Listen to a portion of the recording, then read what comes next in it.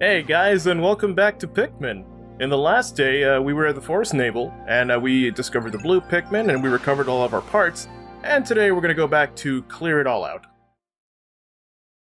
You'll notice in the title this is actually 2 days scrunched together, because after this, we're also going to be going back to the impact site, but that only has one part. Yeah, there's not much to do here, since I already have the majority of the parts, and impact site literally only has like one thing. That being said, because it's a shorter part, it doesn't mean that we don't have enough content or anything, because Impact Site has plenty of things you can actually do. Yeah. That being said, so we're gonna go and get our blue Pikmin here, as well as get a couple of reds. I end up regretting a little thing I do here, but thankfully I have plenty of time, so it's not that big of a deal. You probably noticed a bunch of Pikmin that were left over overnight. They'll be fine. The annoying thing is, even though you would think the night would last a good long time, they don't usually evolve very much. Maybe they'll get to a bulb. Those blues are at flowers, but only because they were there, like 4 hours during the last day. So, I remember in one of the previous Pikmin 3 parts, you mentioned an old mechanic that is only present in Pikmin 1. Which is when a number of Pikmin die, they leave over seeds in the next day. So if you look at my counter on the right, you can see that I didn't actually pull out 100 Pikmin or anything, but I ended up more than what's actually on my squad. And that's because there are actually 2 Pikmin on the field. They died in the previous day. They ended up dropping seeds. So this is a mechanic that I'm kind of glad they abandoned. Like that green spot in that little corridor and all the way where we fought Beady Longlegs. Because it's kind of neat. It's kind of like a mullet, like a, hey, you know, your squad died, so here's an extra Pikmin. It ends up being not very helpful because you don't really get many. You only usually get like 1 for after they pass. And another problem is that if you want to have like an entire squad full of one thing, you can't pull any other Pikmin out until you go out in the field to actually find them. It's a good idea that ends up not having that much use. Yeah, I feel like if they ever bring it back, they could, if they flesh it out a little more, it could be fine, or like have it be like a reserve sort of thing, where it's just like, hey, there's some extra Pikmin here. This, you know, this condition, sure, we'll have you have just a little over 100, but I know they'll never ever do that. They're waiting at the landing site, tapping their feet.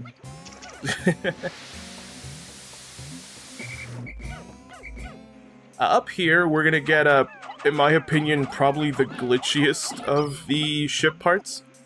This is the Libra. The reason why it's glitchy is because Pikmin 1 mechanics are in play, as well as all of the ship parts, for whatever reason, they have like a bounce effect. For whatever reason, the ship parts sometimes, if you have too many Pikmin on one spot, the game kind of wonks out, and so sometimes this Libra can actually end up like flipping over, which isn't too bad if it topples.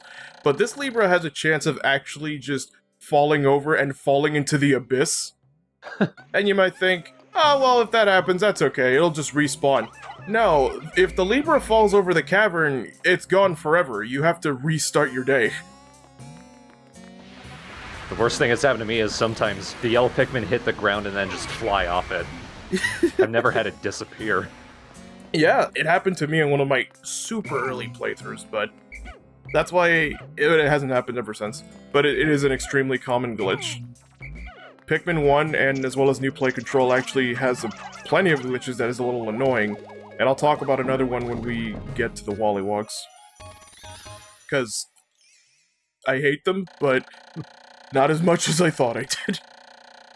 At least for this game. They're one of those things that's a nightmare the first time you're playing because you just don't know how to deal with them. That, and on top of, once you realize what the actual issue is, you go, oh, it's a glitch. I probably shouldn't have come with as many reds as I did, because I can't actually get that computer now. But thankfully there are these little spouts that I can use to propel myself back over the wall. I also carefully make sure not to dismiss my reds too close to the water, because the way the Pikmin think, they're just gonna be like, you got it, boss, and start drowning, just cause.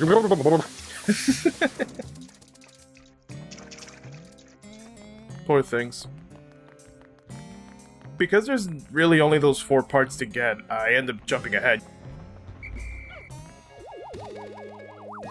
You can actually see Olimar in the background slowly sliding away. Can't see it from this angle. Not supposed to be in frame. Oh, so like the Sagittarius, like that was a gift from his son, the Libra's a gift from his daughter. And I also still like that it's a crucial part, like you can't leave without it. So now that we came back with enough blues, I ended up plucking the ones that were flowers and ended up getting the ones near base, so that way we could come back down here and get this. Here's another example of like, hey, in theory the blue Pikmin are cool, but once their gimmick runs out, so? I need these guys to pull out the computer. And now that they're officially on land, I'm just gonna have the Reds do it, because there are fire spouts here, and they're required, because in this game you can't kill fire spouts. Me going around all that time, if you see my sun meter, I ended up losing like a quarter of my day just for this, just for getting the blues. It's kind of annoying. Like, cool, I get it, they're blue, they're in the water, but once you pull it out, that's it, you don't really need them for anything else. Yeah, I lost a good bit of time just trying to circle around this area. Trying to use the jets and trying to use the sticks that they make to get everyone up and out. It's not very efficient. Yeah, that's why if you've noticed I haven't been like breaking down many walls or putting out any sticks, because in theory they're cool, but if anything they end up being time wasters because you don't need to actually take advantage of all of that. If anything it just seems like, oh, they wanted to give you multiple pathways to do something, but it ends up just kind of being extra, or just kind of just not being necessary in the long run, since you're not going to be using the sticks and all that other stuff in the first place. So the Wollywogs. These guys are probably, in my opinion, the most annoying enemy in the game. There's a worse one, but I feel like this one is way worse to deal with, and that's because I learned recently that they have a glitch. And I had a feeling that they came with a glitch, but I could never really pinpoint it. At first I thought it was because I wasn't doing something right, but the thing about the Wollywogs is that they have a chance of, when they jump on your Pikmin, or when you swarm the Wollywogs, you will lose a Pikmin. Naturally, with every enemy, when you attack them, there's a chance to retaliate, or if you don't whistle them or something, you know, they'll die. But in the specific case with the Wollywogs, they have a glitch where if that happens, or even if you're successful in your swarm, when the Wollywog dies, or in mid-combat, the blue Pikmin will fall through the map. Oh. And you will notice that your counter for your squad actually drops.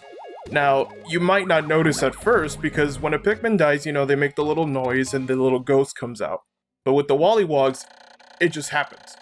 Apparently, this glitch is more common in New Play Control, but it also happens in the original GameCube version.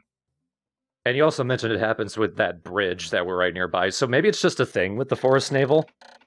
Perhaps, because I know there is another bridge that acts exactly the same. On Pikmin Wiki, they have a list of glitches, and I don't know which is more common on which version, but that, to me, is the most annoying thing about the Wollywogs. Like, yeah, they're a hard enemy, but naturally they have to give you more of a challenge if you're gonna have this many Pikmin, which I understand, but it explains everything now that I realize, oh, that's why that happens. It's not because you're playing badly or because the Wollywogs just feel like killing you or taking some of your squad with them on the way out.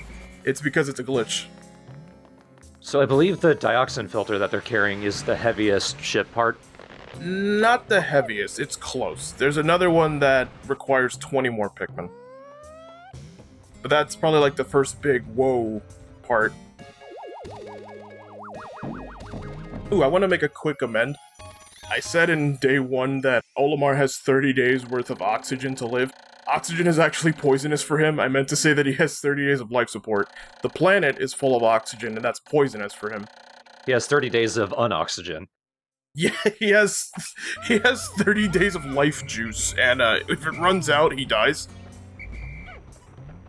I forget if it's Alf or Brittany, but in 3, they say that the Copites can actually breathe oxygen, but one of them mentions that the oxygen on the planet is 3 times higher than normal for Copites, so they still have to wear the suits. Since that was the last part, we're pretty much all done with the Forest Navel. All I ended up doing was farming some more blues,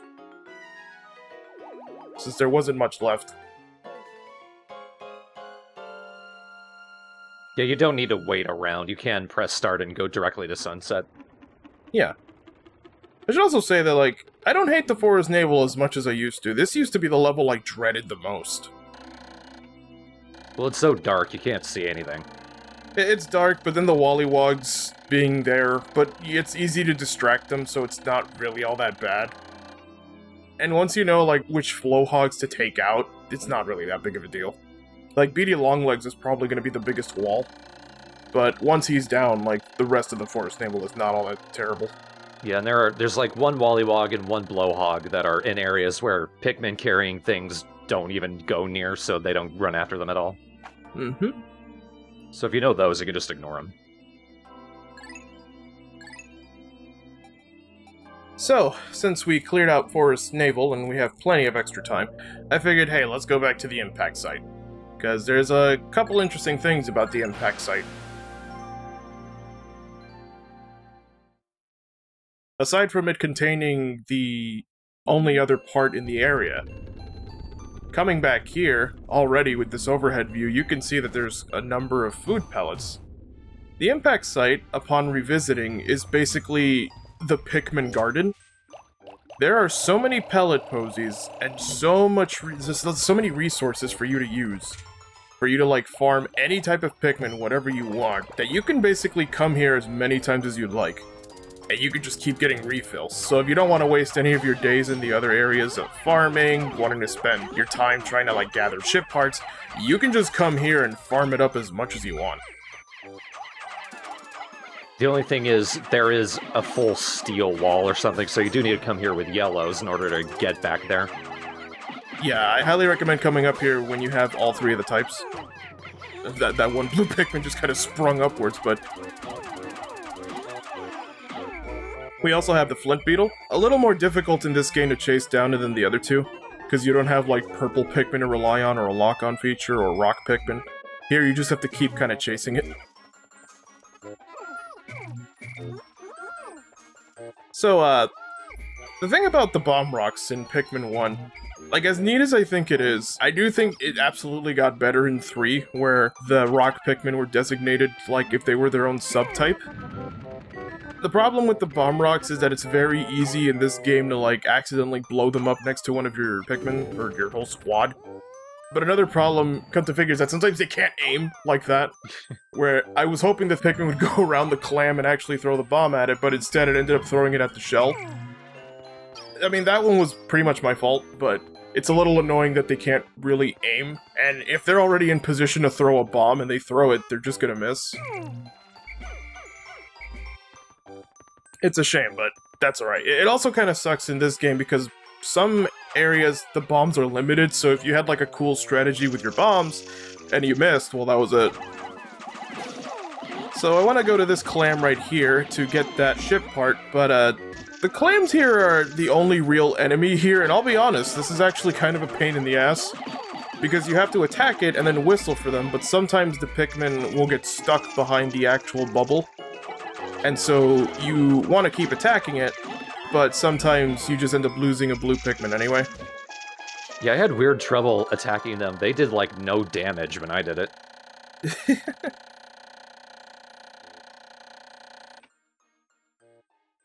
The reason why I'm a little more lax, because usually if I lost, like, as many as I just did right now, I would restart, but because we're at the impact site, and because there's that many resources, like that one pearl I got from that one clam, that's an automatic 50 Pikmin. Yeah. I also ignore this wall because it's not really necessary. I mean, I could if I wanted to, but it doesn't really save that much time. I figured since I also had enough to carry the ship part, I also had enough to get the giant pellet. So, aside from the impact site being like a rest area you can come to whenever you want, another interesting thing is there are actually two types of enemies that you can only encounter in the impact site. Starting from day 8 and onwards, you will encounter a stone creature called a Mamuta, which only shows up on even days, and on odd days, another creature altogether, which is like a giant blob called the Ghoulics. As for why they only appear here on certain days, I'm assuming they just thought it'd be a neat little extra thing? Or they just wanted to give you something, some trouble, I guess. Since I guess they didn't want you to have too chill of a time, but the monsters themselves are not actually difficult to deal with. We time travel to day 9. And we go up here, this giant area, where nothing happened, and here is the Ghoulics. Because it is a liquid-based sort of monster, only blue Pikmin can affect it.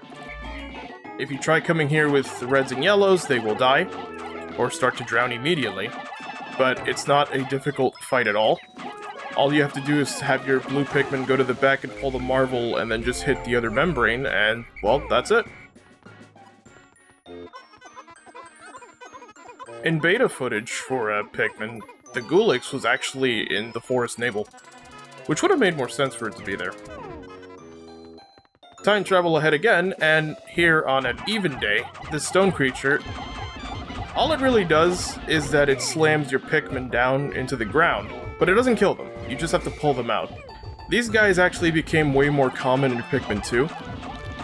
The best strategy I can say, other than use purple Pikmin, is keep your distance and then throw them from afar, because even though it doesn't kill your Pikmin, it's still annoying having to pluck out like 90-something reds. Yeah. There is a benefit, though, since they're in the ground. You can leave them there to evolve a bit more. That is true.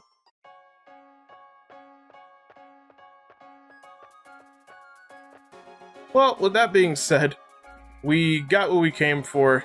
I like to think that we built up our party, or squad, pretty high enough. We could probably get out of here now.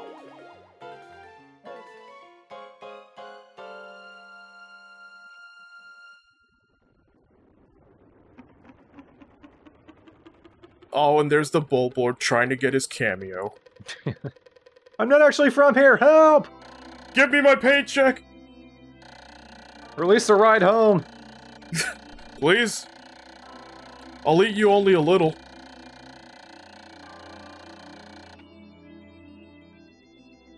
As cool as it is that Olimar comments on the evolution, he already kind of made a note about it in day 2. Like, while you were actually playing, when you got Nectar. Was noticing it in a different context here. Yeah, it's not bad, I do like the little graphic, though. I feel like, now I can take on the entire planet and nothing can hurt me. Look at all that. One of the onions got a little more love than the other ones. You could drink the ocean. I could! Like, with a straw? Like, I could give them all, like, all the blue Pikmin a little straw and hopefully something happens. A straw hat? Oh! No. I mean, you could try to, like, scoop up the water, I guess, and really be insufficient about it. So in the next day, we're gonna go to the Distant Spring. The Distant Spring is by far the most difficult area. On top of it being the second to last area in the game, it is absolutely riddled and flooded with enemies. That's partially the reason why I have as many blues as I have, because if Forest Navel wasn't the blue Pikmin-like level, Distant Spring for sure absolutely is. Covered in water. It's just nothing but water. That's not actually why I have 236 blues. I just figured, since they're giving me all this extra time to farm Pikmin, I might as well, like, farm for the ones that I really need in the next area. By the time I left Forest of Hope, I already had all the reds I'll ever need. Same for the yellows. I don't need that many yellows, but I still farmed a couple of them too. I'm having a hard time deciding if I actually dislike it or not. Because I think I have more of an appreciation of it than I did back then. But even then, it's still kind of a motherfucker. There's at least one ship part that's very stupid to try to get. And it's right near the landing site. There's another one for me that it's clever, but it feels like busy work to me. I know that one too. Oh, also, we get introduced to bull bears. Good old bull bears. There's 2 strategies you can use for them, but we'll get to that when we get to that.